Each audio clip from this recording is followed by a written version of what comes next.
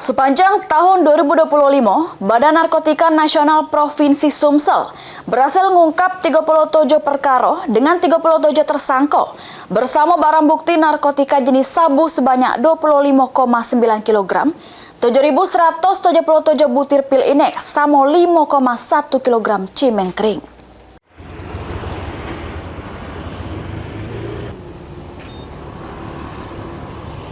Badan Narkotika Nasional Provinsi Sumatera Selatan mencatat kinerja positif juru upaya pemberantasan narkotika sepanjang tahun 2025 yang disampaikan langsung oleh Kepala BNNP Sumsel, Brigjen Pol Hisar Sialagan.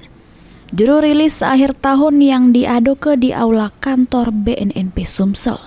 Juru paparannya, Brigjen Pol Hisar Sialagan mengungkapkan pemberantasan samu intelijen BNNP Sumsel berhasil mengungkap 37 total berkas perkara narkotika sepanjang tahun 2025.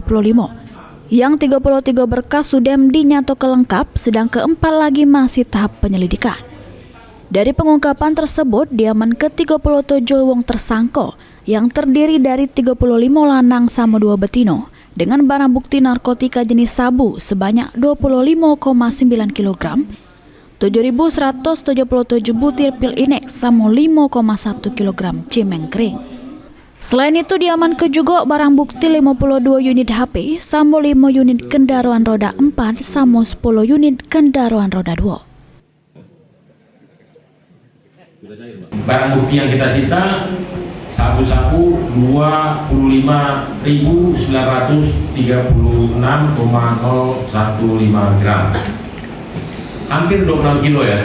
Kemudian untuk ekstasi 7.177 butir di beberapa penangkapan. Penangkapan yang untuk ekstasi kemarin yang terbesar 5.500 butir.